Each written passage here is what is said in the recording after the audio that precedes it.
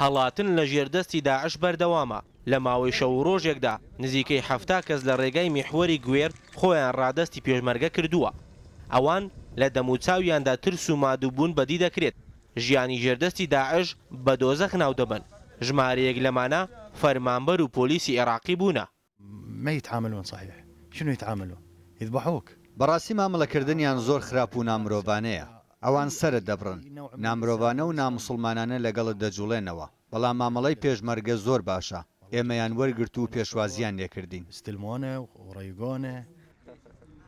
هێشتا لێکۆڵینەوە لەگەڵیان تەواو نەبووە و دیار نییە چەندیان هاوکاری داعش بوون کە سوکاریان لە ناوچەکانیان لە گوندەکانی سنووری باشووری ڕۆژهەڵاتی مووسڵ ماون. ئەوان ڕێگایەکی سەختیان بڕیوە، وەک خۆیان دەڵێن لەسەر هەموو شتێک لێپرسینەوەیان لەگەڵ کراوە. جبروا على الأهالي صاغ اللحية الشعار دەبێت خژ و ڕیشت درێژ بکەیت و پانتۆڵت کورت بێت. ئەوانە مرۆڤ سەر دەبڕن. داعش هیچ لە بەرچاو ناگرن. نامرۆڤانە و نائیسلامین. ئێمە هاتووینەتە هەرێمی کوردستان بۆ ئەوەی گیانی خۆمان بپارێزین. ئەوانەی هەڵاتون تەمەنیان لە نێوان 10 بۆ 30 ساڵی دەبێت. چەند منداڵێک دایک و باوک و کە سوکاریان جێی هێشتووە و بە دوای داهاتویان دەگەڕێن. ئێمە دەمانەوێت بخوێنین. ئێمە ماندوین لە ڕووبار پەڕینەوە تا بگەینە ئێرە. ئێرە باشترین شوێنە بۆ ئەوەی تێدا بخوێنین.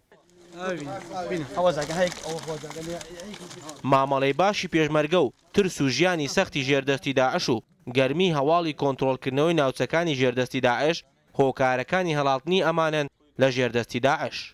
خۆ تەحویلداری خەڵک خۆ تەسمیل بوون بەردەوامە. هۆکارەکانیشی گەلک زۆرە، هۆکارەکانی برسیتی و نەهامەتی و توندوتیژی و نەعەداڵەتی داعش و خەڵک کەوا بۆ ڕوون بۆ داعشچیە زانی کەوا ڕێکخراوەکی قێزەوەن و توندڕە و پیسە. لە ماوەی ئەم مانگەدا تەنها لە میحوەری گوێر زیاتر لە 300 کەس لە ناوچەکانی ژێردەسەڵاتی داعشەوە هەڵاتون. چاوەڕوانیش دەکرێت ئەوە سەرەتای هەڵاتنێکی گەورە و بە کۆمەڵی خەڵک و چەکدارانی داعش بێت لە ماوەی داهاتوودا.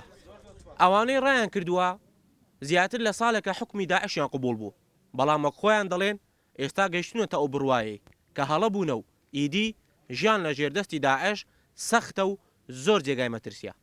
ئەوان دڵنیان کە لە ژێر حکمی پێشمەرگە پارێزراون وەک چۆن گشت پێکاتەکانی باشووری کوردستان پارێزراون. ڕەنجە جەمال ڕووداو، میحوەری گوێر.